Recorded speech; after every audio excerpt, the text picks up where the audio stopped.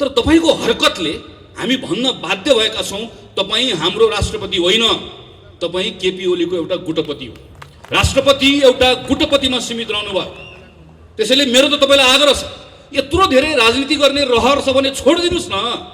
आउनुस् यहाँ तपाईहरुको कार्यालय छ यता कतातिर धुम्बराईतिर, एउटा अध्यक्षको कुर्सी खाली छ, दुईटा अध्यक्ष हुने पार्टी हो, एउटा अध्यक्ष गइहाल्नु, आउनुस् बस्नुस्, नेपाली कम्युनिस्ट पार्टीको अध्यक्ष हुनुस्, चलाउनुस्, तपाईकै पार्टी हो। तपाई पार्टी चलाउनलाई तपाईको गुट चलाउन त्यत्रो आतुरता छ, तपाईलाई देश चलाउने जिम्मा भन्दा त्यो महत्त्वपूर्ण। आउनुस्, तपाईको यो कीर्ति काम देखेपछि मैले भन्नुपर्ने भएको छ, तपाईको नाम बदलिदिनुस्। अब केबाट खड्गप्रसाद ओली होइन, केपी ओली भनेको कीर्ति प्रसाद ओली हो भनेर भन्ने बेला आएको छ। मलाई दुःख लागेको छ, तर भन्नुपर्ने अवस्था आएको छ। म कमरेड केपी ओलीलाई यही मञ्चबाट प्रश्न गर्छु, यही मञ्चबाट मेरो प्रश्न छ, नागरिकको प्रश्न हो, तपाईले बताउनु पर्छ। तपाईले 2/3 बहुमत प्राप्त गर्नुभयो भने संविधानको कुन चाहिँ धारा संशोधन गर्न खोज्नु भएको बताउनु पर्छ। म भन्छु तपाईले कुन चाहिँ धारा संशोधन गर्न खोज्नु भएको।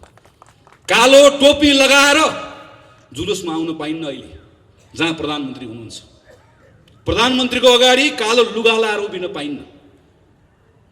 राजा ज्ञानेन्द्रको अगाडि उभिएर आएको हामी आज संविधानमा संशोधन गर्न प्रधानमन्त्रीले चाहनु भएको कुरा, हाम्रो बोल्न पाउने, हिँड्न पाउने, लेख्न पाउने, हाम्रो अभिव्यक्ति राख्न पाउने, हाम्रो फरक मत राख्न पाउने, हाम्रो अधिकारलाई जो राजाले जसरी खोसे त्यही कुरा संशोधन गर्नका निम्ति प्रधानमन्त्री 2/3 बहुमतको खोजी गर्दै हुनुहुन्छ। होइन भने 2/3 बहुमत नभएर संसद भङ्ग गर्छु, मलाई 2/3 बहुमत चाहियो भनेको के को लागि?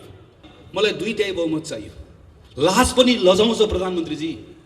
40 अरब रुपियाँ लाग्छ यो चुनावमा, मसँग सुका पनि छैन, मोहर पनि छैन, मेरो खुत्रुके खाली छ भनेर तपाईँ र मलाई खोप लगाउनको लागि प्रधानमन्त्री र मन्त्री माग्ने जस्तो खुत्रुके बोकेर माग्ने, सूचना निकाल्ने, अनि 40 अरब लाग्ने चुनावको भारी हामीलाई बोकाउने, अनि उल्टो पत्रमा के लेख्ने कि मलाई कोभिडमा काम गर्नका निम्ति 2/3 बहुमत चाहियो भनेर लेख्ने। यस्तो निर्लज्जताको पराकाष्ठा हो। त्यसैले प्रधानमन्त्रीले यो बेलामा अनाधिकृत, असंवैधानिक मात्र होइन, चरम अराजनीतिक काम पनि हो। देश कुन अवस्थामा छ? सिङ्गो संसदले पारित गरेको होइन यो नक्सा, सिङ्गो संसदले प्रधानमन्त्रीले आड भरोसा दिएको होइन हाम्रो भूमि फिर्ता ल्याउनलाई, संसदको अपमान गर्ने, अनि अहिले आएर झुट कुरा लेख्ने, झुट कुरा बोल्ने। सरकारको कामको दुष्प्रचार रोक्नका लागि मलाई 2/3 चाहियो। कसले गर्यो दुष्प्रचार? सरकारको काममा प्रश्न कसले उठायो? सञ्चार माध्यमको साथीहरू हुनुहुन्छ यहाँ, माया नगर्नुस्, लेख्नुस्, बोल्नुस्, भन्नुस्।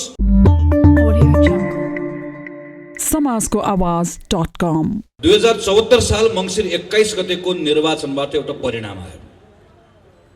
5 वर्षका निम्ति नेपाल कम्युनिस्ट पार्टीले गाडी हाँक्ने मौका पायो। नेपाली कांग्रेसलाई भनियो तिमीहरू गाडीको सिटभित्र पछाडिपट्टि गएर बस, हामी थपक्क गएर बसौँ। नेकपाले के भन्यो? 5 वर्षको लागि गाडी हाँक्ने सिटमा, चालकको सिटमा प्रधानमन्त्री केपी ओली बस्नुहुन्छ। हामीले भन्यो यो तिम्रो कुरा जसलाई राखेर राख, 5 वर्ष छ, गाडी हाँक्न पाएका छौँ, पछाडि बस्छौँ, अनावश्यक हल्ला गर्दैनौँ, दायाँ बायाँ गऱ्यौ भने खबरदार भन्छौँ, तर 5 वर्ष थपक्कसँग बस्छौँ, गाडी तिमीले चलाऊ, गन्तव्यमा पुर्याऊ भनेर भन्यो। बीचबीचमा कहिले दायाँ कहिले बायाँ, कहिले यता कहिले उता गर्दै गर्दा खबरदार गऱ्यौँ, सच्याउनका निम्ति दबाब दियौँ, हल्ला पनि गऱ्यौँ, तर भत्काउने बिगार्ने काम गरेन। गाडीको चालकले के गर्यो?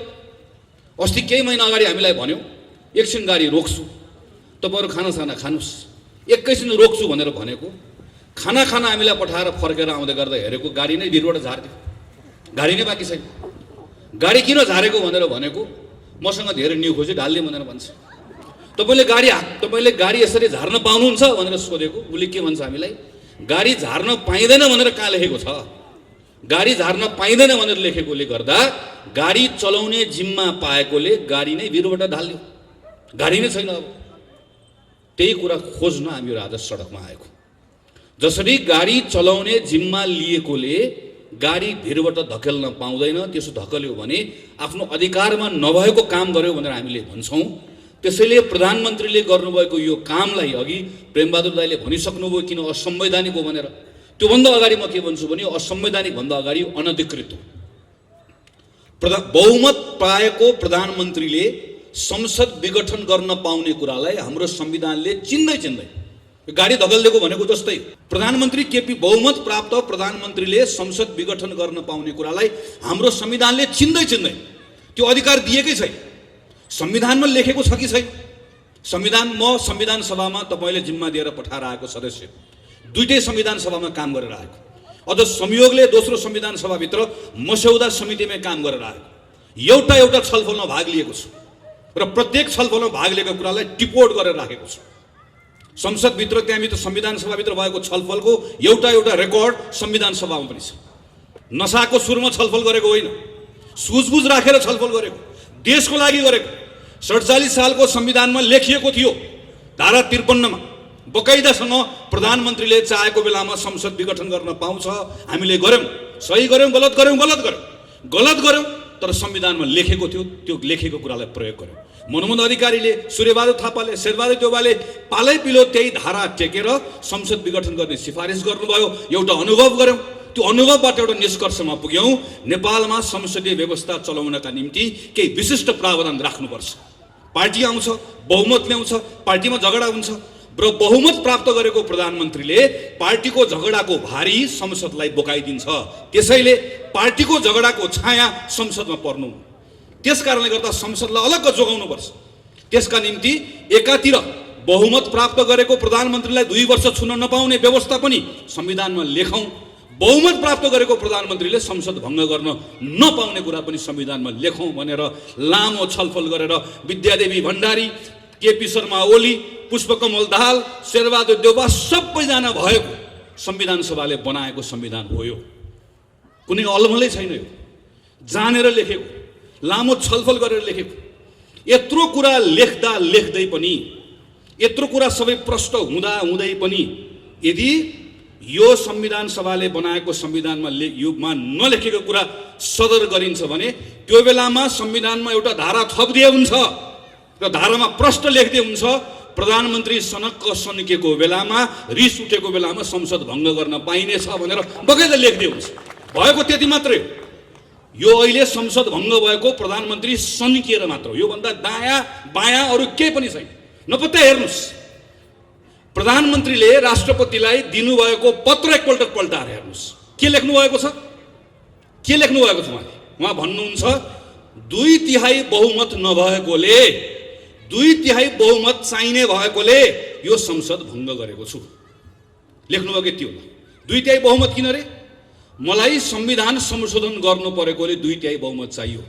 म कमरेड केपी ओलीलाई यही मञ्चबाट प्रश्न गर्छु, यही मञ्चबाट मेरो प्रश्न छ, नागरिकको प्रश्न हो, तपाईले बताउनुपर्छ।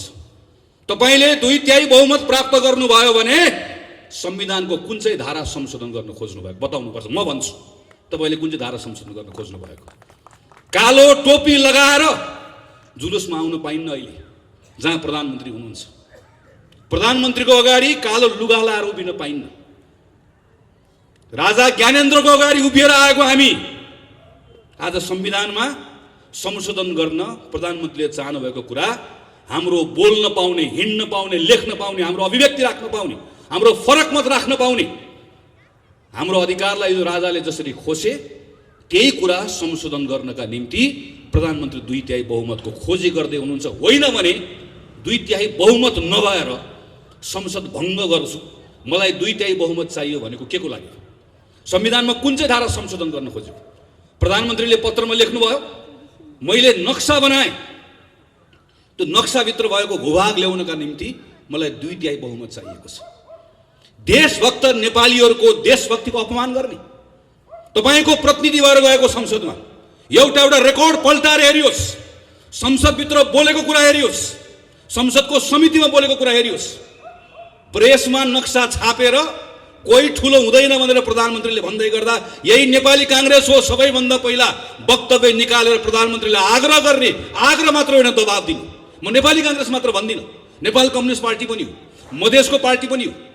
संसदभित्रको एउटा सांसद बाहेक सब सांसद एक ठाउँमा उभिएको, भोलि पनि उभिन्छ। सिङ्गो संसदले पारित गरेको होइन यो नक्सा, सिङ्गो संसदले प्रधानमन्त्रीले आड भरोसा दिएको होइन हाम्रो भूमि फिर्ता ल्याउनलाई। संसदको अपमान गर्ने अनि अहिले आएर झुट कुरा लेख्ने, झुट कुरा बोल्ने। सरकारको कामको दुष्प्रचार रोक्नका लागि मलाई 2/3 चाहियो। कसले गर्यो दुष्प्रचार? सरकारको काममा प्रश्न कसले उठायो? सञ्चार माध्यमको साथीहरू हुनुहुन्छ यहाँ।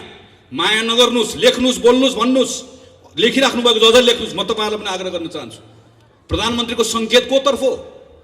तपाईँको कलमको निभ भाँच्न चाहनुहुन्छ, तपाईँको क्यामेराको लेन्स भत्काउन चाहनुहुन्छ, तपाईँले बोल्दै गरेको ओठमा ताला ठोक्न चाहनुहुन्छ, तपाईँ र मैले चाल्दै गरेको कदमलाई रोक्न चाहनुहुन्छ। होइन भने के को लागि? संसदमा अहिले विचाराधीन भएको विधेयकलाई एकपटक पल्टाएर हेरौँ, सरकारको नियत थाहा हुन्छ। मैले कोभिडमा काम गर्न सकिनँ, मलाई 2/3 बहुमत चाहियो। लाज पनि लजाउँछ प्रधानमन्त्रीजी। 40 अरब रुपियाँ लाग्छ यो चुनावमा। मसँग सुका पनि छैन, मोहर पनि छैन, मेरो खुत्रुके खाली छ भनेर तपाईँ र मलाई खोप लगाउनको लागि प्रधानमन्त्री र मन्त्री माग्ने जस्तो खुत्रुके बोकेर माग्ने, सूचना निकाल्ने, अनि 40 अरब लाग्ने चुनावको भारी हामीलाई बोकाउने, अनि उल्टो पत्रमा के लेख्ने कि मलाई कोभिडमा काम गर्नका निम्ति 2/3 बहुमत चाहियो भनेर लेख्ने। यस्तो निर्लज्जताको पराकाष्ठा हो। त्यसैले प्रधानमन्त्रीले यो बेलामा अनधिकृत, असंवैधानिक मात्र होइन, चरम अराजनीतिक काम पनि हो। देश कुन अवस्थामा छ? हाम्रो अवस्था के हो? अहिले 101 शक्ति राष्ट्रहरू समेत हल्लिएको बेला छ। अमेरिकाको नयाँ राष्ट्रपति निर्वाचित भएर आउँदै गरेको राष्ट्रपति के भन्छ? म 1 महिनाभित्रमा यति करोडलाई म खोप दिन्छु भनेर भन्छ। सिङ्गो संसारमा निर्वाचनबाट आएका मानिसहरू आफ्नो नागरिकको जनस्वास्थ्यको विषयमा के गर्ने, रोजगारी गुमाएका छन्, कसरी पुनर्स्थापित गर्ने, कसरी किसानलाई, मजदुरलाई, सारा मान्छे सबतिर छटपट्टि भइरहेको बेलामा नागरिकलाई कसरी मद्दत गर्ने भन्ने भइरहेको बेलामा हाम्रो प्रधानमन्त्री हिजो संसद चलिरहेको बेलामा संसद रोकेर अर्काको पार्टी फुटाएर संसद अपहरण गर्ने प्रयास गर्नुहुन्छ। मैले गनेर राखेको थिएँ, 28-29 दिनसम्म प्रधानमन्त्रीले 17-18 घण्टा काम गर्नुभयो, म्याराथन मिटिङ गर्नुभयो, तर एकपटक तपाईँ र मेरा बारेमा, नागरिकको बारेमा चिन्ता गर्नु भएन। 9 महिना सिंहदरबार टेक्नु भएन। र आज सारा देशभरिका जनता रोग भोग शोकको बेलामा डुबेको बेलामा, यिनका बारेमा सोच्नुपर्ने बेलामा, हाम्रो काँधमा यो बेलामा सांसदहरू सबै त्यो जिम्मेवारी बोकेर हिँड्नुपर्ने बेलामा हामीलाई हाम्रो शिरमा आएर निर्वाचन थोपर्नु भएको छ र भन्नुहुन्छ मलाई 2/3 बहुमत चाहिएको छ। असंवैधानिक पनि छ, अनधिकृत पनि छ, अराजनीतिक पनि छ। यति मात्र छैन, यो किर्ते पनि छ। हामीले हिजो मात्र अदालतको बहस हेर्यौँ, सुन्यौँ।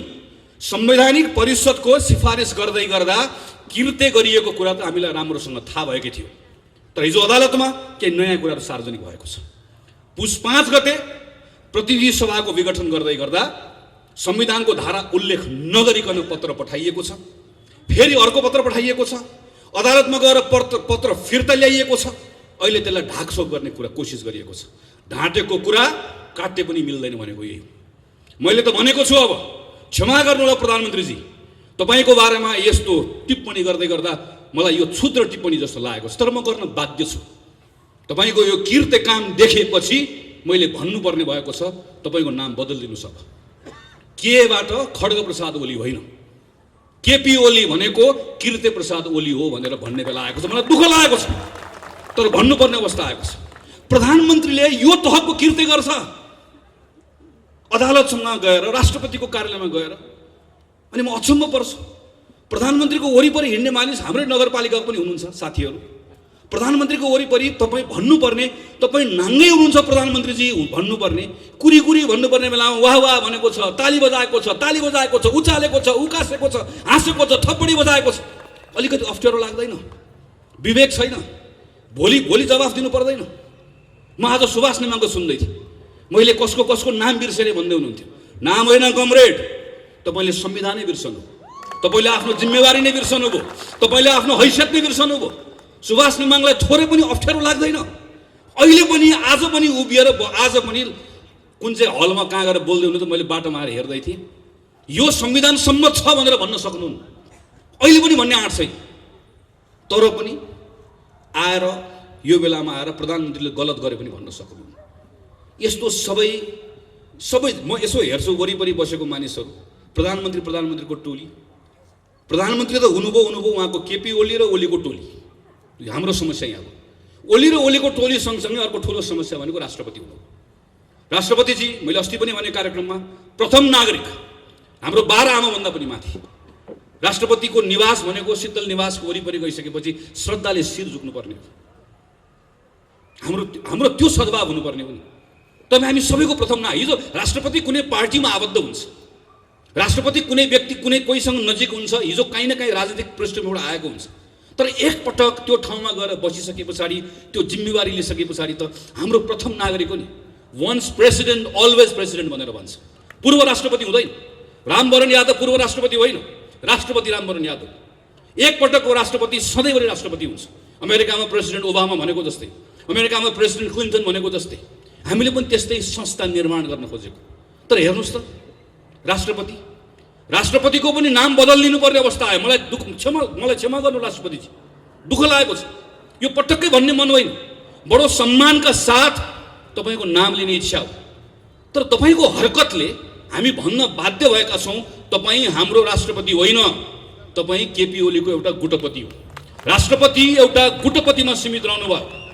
त्यसैले मेरो त तपाईँलाई आग्रह छ, यत्रो धेरै राजनीति गर्ने रहर छ भने छोडिदिनुहोस् न। आउनुहोस् यहाँ तपाईँहरूको कार्यालय छ यता कतातिर धुम्बराईतिर, एउटा अध्यक्षको कुर्सी खाली छ, दुईवटा अध्यक्ष हुने पार्टी हो, एउटा अध्यक्ष गइहाल्नु, आउनुहोस् बस्नुहोस्, नेपाली कम्युनिस्ट पार्टीको अध्यक्ष हुनुहोस्, चलाउनुहोस्, तपाईँकै पार्टी हो। तपाईँ पार्टी चलाउनलाई, तपाईँको गुट चलाउन त्यत्रो आतुरता छ, तपाईँलाई देश चलाउने जिम्मा भन्दा त्यो महत्त्वपूर्ण, आउनुहोस्। तर तपाईँले सक्नु भएन। तपाईँ हाम्रो राष्ट्रपति हुन सक्नु भएन। राष्ट्रपतिले सम्मान आर्जन गर्ने भनेको त, आस्था भनेको त जित्ने हो नि बाबा। जबरजस्ती गरेर मलाई सम्मान दिने भनिदिन्छु नि, अगाडि त भनिदिउँला। तर आस्था भनेको त यहाँबाट आउँछ, हृदयबाट आउँछ नि। तपाईँले गुमाउनु भयो। जसरी प्रधानमन्त्री केपी शर्मा ओली र उहाँको टोली, यसको सबैभन्दा ठुलो यो संवैधानिक अपराधको, यसको कुको सबैभन्दा ठुलो यसको जिम्मेवार हो, यसको साझेदार राष्ट्रपति हो। यो परिस्थिति निर्माण गर्नेमा अर्को ठुलो जिम्मेवारी उहाँले बोक्नै पर्छ। त्यो जिम्मेवारी बोक्ने भनेको नेपाल कम्युनिस्ट पार्टीको अर्को टोली हो। मैले आजभोलि उहाँहरूलाई के भन्ने गरेँ, नेपाल कम्युनिस्ट पार्टी कोष्टमा हामी यहाँ छौँ। उहाँहरूलाई त्यसो गरी चिन्न सजिलो हुन्छ। कसरी चिन्ने नभए नेपाल कम्युनिस्ट पार्टी हामी यहाँ छौँ भनेपछि थाहा हुन्छ हामीलाई। जहाँ अहिले आजभोलि लेखेर राख्नुहुन्छ हामी यहाँ छौँ भनेर। मेरो उहाँहरूलाई धेरै कुरा छैन, मैले खालि उहाँहरूलाई केही कुरा स्मरण गराउने मात्रै हो। भेटेर स्मरण गराउने मन छ, दिनहरू मितिहरू स्मरण गराउने मन छ। हामीले संसदमा लडेको बेलामा तपाईँहरू कहाँ हुनुहुन्थ्यो? आज राष्ट्रपतिले यो भन्दै गर्दा कति पटक भन्यो तपाईँको अगाडि संसदमा, त्यो बेलामा तपाईँले के गर्नुभयो? राष्ट्रपतिको शीतल निवासबाट षड्यन्त्रको गन्ध आउँदैछ भन्दै गर्दा तपाईँलाई सत्ताको सुगन्ध मात्रै आयो, कहिले तपाईँलाई गन्ध आएन। तपाईँले त्यो बेलामा तपाईँलाई त्यही तातो लाग्यो, न्यानो लाग्यो। हामीले तपाईँलाई कति पटक भन्यौँ सभामुख मात्रै हुनुहुन्छ, उपसभामुखको चयन गरौँ, संसदको बैठक अवरुद्ध गरौँ। उपसभामुख भएको भए आज संवैधानिक परिषदको अवस्था यो हुँदैन थियो। हामीले तपाईँलाई कति पटक भन्यौँ अदालत नचलाउनुहोस्, अदालत चलाउनु भयो। त्यो भन्दै गर्दा तपाईँ कहाँ हुनुहुन्थ्यो? हामीले तपाईँलाई कति पटक भन्यौँ निर्वाचन आयोगको पवित्रतालाई कायम राखौँ। आज मेरो सूर्य कहाँ गयो भनेर खोज्दै हिँड्नु परेको छ। हामीले हिजो भन्दै गर्दा कहाँ हुनुहुन्थ्यो? तपाईँहरू हुनुहुन्थ्यो कहाँ? तपाईँहरूमध्ये एकजना पाइलट भन्दै प्लेन चलाउने कुरामा मजाले तम्सेर बस्नुभएको थियो। तपाईँहरूमध्ये एकजना मौका परेको बेलामा माओवादीलाई घचेटेर निकाल्ने हो, हामी पूर्व एमाले एक हुने हो कमरेड भनेर मक्ख परेर मजाले तपाईँ घुम्दै हुनुहुन्थ्यो। तपाईँहरूमध्ये एकजना सर्प पाल्दै हुनुहुन्थ्यो। तपाईँहरूमध्ये एकजना चुनाव हारेर पनि झ्यालबाट छिरेर राष्ट्रसभाको लोगो लगाएर तपाईँलाई माननीय हुन हतार भएको थियो। तपाईँहरू सबको नाडी छाम्नु भएको प्रधानमन्त्रीले, नाडी छामिकन हेपेको। तर तपाईँलाई हेप्दै गर्दा देश पनि हेपियो, चिन्ता यसको कारणले गर्दा। तपाईँका बारेमा धेरै कुरा भन्नु छैन, अहिले समयले हिसाब गर्छ। आजको चिन्ता भनेको हाम्रो संविधानलाई हेपिएको छ, देशलाई हेपिएको छ, हाम्रो चिन्ता यो। र संविधानलाई हेपिएको बेलामा, देशलाई हेपिएको बेलामा अरू खुद्रा मसिना कुराको हिसाब किताब पछाडि गरौँला। यो बेलामा प्रधानमन्त्री केपी शर्मा ओलीले गर्नुभएको असंवैधानिक कदमलाई, त्यसलाई खारेज गर्ने कुरा नै सबभन्दा महत्त्वपूर्ण कुरा हो। र यो खारेज गर्ने कुरामा आज सेन्टरमा को छ? अदालत छ। हामी सबै एउटा विश्वासको आँखको साथमा अदालततर्फ हेरिरहेका छौँ। अदालतले न्याय गर्नुपर्छ, अदालतले विवेक पुर्याउनुपर्छ। अदालतमाथि पनि थुप्रै प्रश्नहरू उठेका छन्। ती सबै प्रश्नहरू हामी सडकबाट खारेज गर्न सक्दैनौँ। अदालतको निर्णयले ती प्रश्नहरू खारेज गरिदियोस् भन्ने हामी चाहन्छौँ। अदालतमा हिजो पार्टीमा आबद्ध भएका मानिसहरू पनि पुगेका छन्, पुग्छन्। म त्यसलाई अनौठो मान्दिनँ, अनौठो मात्र होइन, म त्यसलाई स्वाभाविक मान्छु। प्रेमबहादुर दाइ यहाँ हुनुहुन्छ, आज काङ्ग्रेसको नेता हुनुहुन्छ, मभन्दा पहिलादेखि नेपाली कङ्ग्रेस पार्टीमा लाग्नु भएको वरिष्ठ अधिवक्ता हुनुहुन्छ। तर यो हामी प्रेमबहादुर दाईहरूले सिकेको, हामीलाई सिकाएको कुरा यही हो। प्रेमबहादुर दाई वरिष्ठ अधिवक्ताको ठाउँबाट यो कुरा छाडेर न्यायाधीशको कुर्सीमा बस्नुभयो भने त्यसपछि प्रेमबहादुर दाईको लागि नेपाली कङ्ग्रेससँगको आबद्धता हिजोको आबद्धता हो। उहाँको जिम्मेवारी त्यो बेन्चप्रतिको जिम्मेवारी हो, त्यहाँको जिम्मेवारी अदालतको न्यायाधीशको जिम्मेवारी हो। हामी अहिलेको न्यायाधीशहरूबाट त्यही कुराको अपेक्षा गर्दछौँ। अदालतमा दर्ता भएको पत्र हराएको छ, श्रीमानले जवाफ दिनुपर्छ। पत्र कहाँ गयो? अदालतमा दर्ता भएको पत्र सरकारले कसरी लिएर गयो? दोषीको हो, दोषीलाई दण्ड दिनुपर्छ।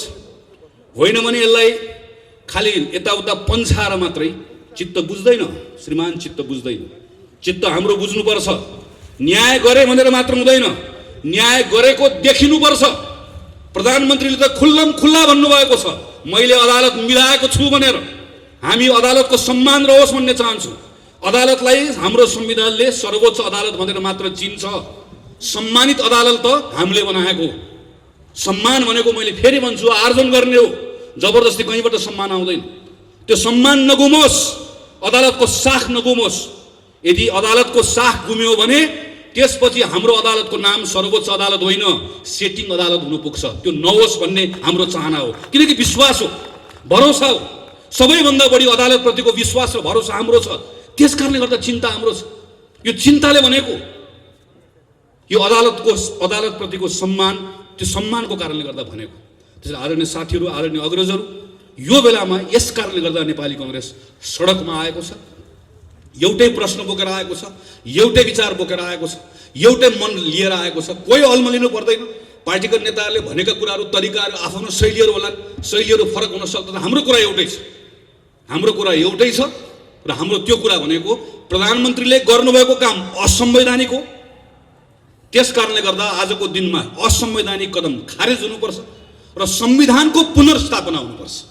यहाँ त संविधान चलाइएको छ, संसदको पुनर्स्थापना वा निर्वाचन यो त गौण कुरा हो। यहाँ मुख्य कुरा भनेको संविधानको पुनर्स्थापना हो। संविधान ठिक ट्र्याकमा आइसकेपछि संसद आउँछ, संसद पुनर्स्थापना हुन्छ। पुनर्स्थापित संसदले देशलाई फेरि लाने निर्वाचनमै हो। देश ढिलो चाँडो निर्वाचनमै जान्छ। त्यो निर्वाचनबाट नयाँ जनादेश आउँछ। त्यही नयाँ जनादेशले फेरि सबै कुरालाई ठिकठाक ढङ्गले सम्हाल्छ। तर त्यहाँसम्म पुग्नका निम्ति जाने बाटो ठिक हुनुपर्छ। र त्यो जाने बाटो भनेको विधिको बाटो, प्रक्रियाको बाटो। त्यो विधिको बाटोबाट, प्रक्रियाको बाटोबाट जाँदै गर्दाखेरि यो बेलामा जाने जम्मा एउटा बाटो छ। सर्वोच्च अदालतप्रतिको हाम्रो विश्वास छ, हाम्रो भरोसा छ। प्रधानमन्त्रीले जे कुरा भन्नुभएको भए पनि, बाहिर जे हल्ला चलेको भए तापनि ती सारा कुरालाई अदालतले खारेज गरिदिन्छ र अदालतले न्याय गर्छ, अदालतले विवेक पुर्याउँछ, संविधानको पक्षमा उभिन्छ र त्यही निर्णयबाट संविधान सच्चिने काम हुन्छ। आदरणीय साथीहरू, यो बेलामा काङ्ग्रेस यस कारणले गर्दा पनि अरू बढी चिन्तित हुनु परेको छ। किनकि संविधानमाथि प्रश्नहरू उठ्दै गर्दा संविधानको धाराहरू मात्र चलाइएको हुन्न, संविधानप्रतिको विश्वास पनि चलाइएको हुन्छ। 15 सालमा संविधान बन्यो, 17 सालमा राजा महेन्द्रको महत्त्वाकांक्षीले खायो। राजा महेन्द्रले महत्त्वाकांक्षा नराख्नु भएको भए आज हामीसँग 60 वर्षको संसदीय प्रजातन्त्रको इतिहास रहन्थ्यो र आज संवैधानिक राजतन्त्र पनि रहन्थ्यो। केही फरक पर्दैन थियो। हामी संवैधानिक राजतन्त्र भएको, संसदीय प्रजातन्त्र भएको, एउटा परिपक्व हाम्रो राजनीतिक आर्थिक संस्थाहरू भएको, लोकतान्त्रिक संस्थाहरू भएको नेपाल एउटा विकासको अर्को चरणमा पुगिसकेको देश हुन्थ्यो। यो पुस्ताको नेपालीहरू काम खोज्नको लागि कतार, इजरायल जानु पर्दैन थियो। हाम्रो 30औं वर्ष खेर गयो। 46 सालपछि अघि सभापतिले चर्चा गर्नुभयो, म त 48 सालको एसएलसी दिएको मान्छे। 46 सालको आन्दोलनमा त क्लास 9 मा पढ्थेँ। प्रजातन्त्र जिन्दाबाद भन्दै भन्दै बाहरू सबै हामी पनि हिँड्यौँ। सबै कुरो बदलिन्छ भन्ने लाग्यो। गल्ती हामीले पनि गर्यौँ, कमजोरी हामीले पनि गर्यौँ। महाबालीको दुस्साहस, यत्रो मानिसहरू मारे अनाथ, दरबारको षड्यन्त्र फेरि गयो 10-15 वर्ष खेर। 65 सालपछि फेरि आयो। यो पनि त 12-13 वर्ष भइसक्यो। 10 वर्ष लाग्यो। राजनीतिक सङ्क्रमणको नाममा एउटा संविधान सभा आयो, भङ्ग भयो, यो भयो, त्यो भयो, बल्ल बल्ल संविधान आयो। अब एउटा मान्छेलाई सनकछोले भत्काइदिने अब, अनि वैशाखपछि के गर्ने अब? संविधानले त बाटो देखाउँदैन अब। अनि फेरि अर्को एउटा कोर्समा जाने, फेरि एकपटक फेरि प्रजातन्त्र गुमाउने, अनि अलि वर्षपछि अर्को पुस्ता आउने, अनि त्यो बेलामा फेरि हामी सिनियर हुने, त्यो पुस्ताले आएर फेरि उसले आएर फेरि आन्दोलन गर्ने, अनि आन्दोलनबाट फेरि प्रजातन्त्र पुनर्स्थापना हुने, घुमिराख्ने हामी। के अगाडि बढ्ने हो? हाम्रा कति विषयहरू छन्, हाम्रा कति मुद्दाहरू छन्, यी तमाम विषयलाई सम्बोधन गरेर अगाडि बढ्ने होइन। त्यस कारणले गर्दा यो संविधान चलाएको कुरालाई सामान्य रूपमा नलिउँ। म खास गरी तन्नेरी साथीहरूलाई आग्रह गर्छु, जेनेरेसनको कुरा हो यो। मैले देखेको छु मेरो आँखा अगाडि मेरो जेनेरेसन जसले योभन्दा फरक ढङ्गबाट सायद योगदान पुर्याउन सक्थ्यो होला, गयो नि हाम्रो 15-20 वर्ष। अर्को जेनेरेसनको जान्छ। नेपाललाई यही अवस्थामा राख्ने हो कि अगाडि लिएर जाने हो? म मात्र होइन, हामी सबै चाहन्छौँ, सायद होइन पक्कै पनि हामी सबै चाहन्छौँ हाम्रो जीवनकालमा हाम्रो देश बदलिएको हेर्न चाहन्छौँ नि। हामी यस्तो परिचय भएको नेपाल चाहन्नौँ नि, यो बदलेको चाहन्छौँ, विकासको अर्को चरणमा पुग्न चाहन्छौँ। यसरी पुगिन्न नि। त्यसरी अहिले जहाँनिर यसलाई रोक्ने प्रयास भएको छ यसबाट बचाउनुपर्छ। हेर्नुहोस्, जब शासकहरू कमजोर हुन्छन् त्यो बेलामा तिनले जनताको भावनासँग खेल्न थाल्छन्, कोही धर्मको नाममा खेल्छन्। हेर्नुहोस् त कहिलेकाहीँ मान्छेहरू त कोही के भनेर आउँछ, जसले हिजो मौका पाएको बेलामा हाम्रो मन्दिरको मूर्ति छाडेमा उसले तपाईँ र मेरो मन्दिर जोगाउँछु भनेर आउँछ, तपाईँ र मेरो धर्म जोगाउँछु भनेर आउँछ। हाम्रो धर्म यति कमजोर छ अनि हामीलाई कहिलेकाहीँ लाग्छ हो हाम्रो बा खतरामा परे यसले जोगाइदिन्छ कि, हामीलाई लाग्छ कहिले हाम्रो जात जोगाउँछु भनेर आउँछ, अनि अर्को को आउँछ कहिले देश जोगाउँछु भनेर आउँछ। नक्सा बनाएको बेलामा म सम्झन्छु जब भारतले एकतर्फी नक्सा बनायो हामी सब बोल्यौँ, काङ्ग्रेस कम्युनिस्ट सबै बोल्यौँ। म अहिले पनि प्रधानमन्त्रीलाई आरोप लगाउँदिनँ, प्रधानमन्त्रीले तुरुन्तै नक्सा नबनाउँदै गर्दा सायद देशको प्रधानमन्त्रीले हामीले भन्दा फरक ढङ्गले सोच्नुभयो होला, उहाँले सोच्नु पनि पर्छ। यसलाई हामीले सडकको विषय बनाएनौँ, हामीले उहाँमाथि दबाब दियौँ, एउटा आधार मलाई दियौँ, नक्सा बनायो। आज हामी के चाहन्छौँ, नेपालको जोसुकै प्रधानमन्त्री होस्, अब हामी भारतसँग यो विषयका सन्दर्भमा हामी समान सम्बन्धका आधारमा विषयलाई टुङ्ग्याउन चाहन्छौँ। भारतसँग पनि त्यही हो, चीनसँग पनि त्यही हो, अमेरिकासँग पनि त्यही हो। हाम्रो विदेशसँग हुने सबै सम्बन्धहरू समानताका आधारमा हुनुपर्छ र नेपाल यो ठाउँमा एक ढिक्का भएर उभिनुपर्छ भन्ने चाहन्छु। तर हेर्नुहोस् त यो विषयलाई कहिले नक्सा बनाएकोले मलाई मेरो पार्टीबाट निकालिदिन खोज्यो, नक्सा बनाएकोले मलाई प्रधानमन्त्री बदलिदिन खोज्यो, नक्सा बनाएको कारणले गर्दा मलाई घेराबन्दी गरेर अलिकति अप्ठ्यारो लाग्दैन? यसो भन्दै गर्दा प्रश्न गर्नु पर्दैन, प्रत्येकले प्रश्न गर्नुपर्छ। हेर्नुहोस्, यही अस्ति मैले हेरेँ, मलाई छक्क पर्छु कहिलेकाहीँ, यही जी टेलिभिजनको पत्रकार हो जसले हाम्रो प्रधानमन्त्रीलाई चीनको राजदूतसँग जोडेर अश्लील शब्दहरू प्रयोग गरेर समाचार बजाउँदै गर्दा हामी हो संसदमा बोल्ने, हामी हो सामाजिक सञ्जालमा लेख्ने, खबरदार प्रधानमन्त्री केपी शर्मा ओलीसँग 1000 असहमति छन् तर मेरो प्रधानमन्त्री हाम्रो प्रधानमन्त्री हो, हाम्रो प्रधानमन्त्रीको बारेमा लेख्ने खबरदार भनेर लेख्ने हामी हो। मैले लेखेको भाषामाथि त्यो बेलामा गरेको टिप्पणी मैले पनि सम्झन्छु, यसरी नलेख्नुहोस् पछि अप्ठ्यारो पर्ला भनेर लेखेको सम्झन्छु। मैले मात्र होइन, सयौँ साथीले लेखे, पत्रकार लेखे, सबले लेखे। अनि हिजो मेरो प्रधानमन्त्रीको अपमान गर्ने, मेरो देशको अपमान गर्ने त्यही पत्रकारलाई बोलाएर सेटिङ गरेर अनि बालबटार बोलाएर अन्तर्वार्ता दिने, सबले थपडी बजाउने। अनि त्यही पत्रकार भोलिपल्ट गएर फेरि चाहिँ उसले लगेर सर्वत्र फेरि नाङ्गे बनाइदिने सगरमाथामा गएर, अनि फेरि त्यसपछि बर्बाद गऱ्यो भनेर भन्ने। सानसानो कुरामा हामी उत्तेजनामा आउने, बहकिने, त्यो केले गर्छ? कमजोर भयो भने हुन्छ। हाम्रो भावनासँग खेल्छ, कसैले धर्मको नाममा खेल्छ, कसैले जातको नाममा खेल्छ।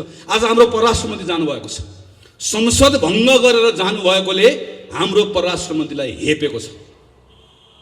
यहाँ ठुल्ठुलो कुरा गरेर भयो पत्रकारसँग, हाम्रो परराष्ट्र मन्त्रीले भारतको प्रधानमन्त्री भेट्न पाउनु भएन, उहाँबाट आएको जासुसले भेट्छ, जासुसले मास्क लगाएर आएर छिरेर भेट्छ हाम्रो प्रधानमन्त्री। यहाँ चीनको जासुसले पनि भेट्छ, भारतको जासुसले पनि भेट्छ। हामीले देखेनौँ, पढेनौँ, सुनेनौँ। तर हाम्रो परराष्ट्र मन्त्री भारत भ्रमणमा जाँदै गर्दा भारतको प्रधानमन्त्रीलाई भेट्ने समय पाउनु भएन। यसो भन्दै गर्दा खुच्चिङ म भन्दिनँ, दुःख लागेको छ र यो कुरालाई हामीले मनमा लिएका छौँ। भोलि हामी यसको हिसाब किताब गर्छौँ, हामी मिलेर गर्छौँ भन्छौँ नि। हामी यसलाई हाम्रो घरभित्रको हाम्रो जनमत निर्माण गर्ने कुरामा प्रयोग गर्दैनौँ, गर्नु पनि हुँदैन। धर्मको कुरा, जातको कुरा, देशको कुरा खेलाची कुरा होइन र यसलाई मौका पाएको बेलामा अर्काको विरुद्ध प्रयोग गर्ने कुरा पनि होइन। तर यिनै कुराहरूलाई प्रयोग गर्न खोजिएको छ।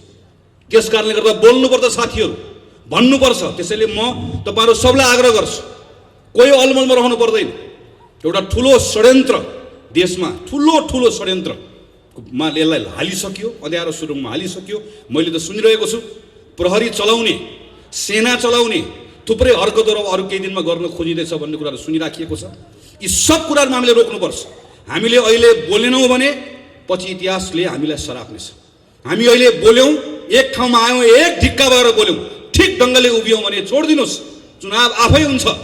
चुनावमा परिणाम हाम्रो पक्षमा आफै। जनता विवेकी छन् नि, उनले हेरिहाल्छन् नि, उनले मूल्याङ्कन गरिहाल्छन् नि। यो बेलामा नेपाली कङ्ग्रेसले आफ्नो धर्म निर्वाह गरिरहेको थियो, कर्तव्य पुरा गरिरहेको थियो भनेर भन्यो भने जनता समय आएको बेलामा हामीसँग आउँछन् उभिन्छन्। हाम्रो कर्तव्य यो बेलामा त्यस कारणले गर्दा गाउँमा जाने, टोलमा जाने, सबैतिर जाने गरेर गएर बताउने मात्र होइन, भरोसा पनि दिने। काङ्ग्रेस रुने होइन, काङ्ग्रेसले यो बेलामा ढाडस दिने हो, भरोसा दिने हो। जनताको बीचमा प्रधानमन्त्रीले असंवैधानिक कदम चाल्नु भएको छ, तर हामी सच्याएर छाड्छौँ भनेर भन्ने हो। प्रधानमन्त्रीले देशलाई अँध्यारो सुरुङतर्फ धकेल्न खोज्दै हुनुहुन्छ, तर हामी रोकेर छाड्छौँ भन्ने हो। प्रधानमन्त्री र नेपाल कम्युनिस्ट पार्टीले जनताको मतको अपमान गर्यो, अपमानको बदला लिएर छाड्छौँ भन्ने हो। हामीले हिसाब किताब गरेर छाड्छौँ भन्ने हो। हामीले त्यो आड दिने हो, त्यो भरोसा दिने हो। काङ्ग्रेसको साथीहरूले एउटा ताकत आफूमा पनि राख्ने हो, जनतालाई पनि एउटा आड भरोसा दिने हो। यो काममा तपाईँहरू सबै लागिराख्नु भएको छ, थप लाग्नुहुन्छ भन्ने विश्वासको साथमा आज नगर कार्य समिति यत्रो भव्य कार्यक्रम गर्यो। यहाँहरू सबैलाई हार्दिक धन्यवाद दिँदै मेरो आफ्नो कुरा टुङ्ग्याउँछु। धन्यवाद, नमस्कार, जय नेपाल। समाजको आवाज.com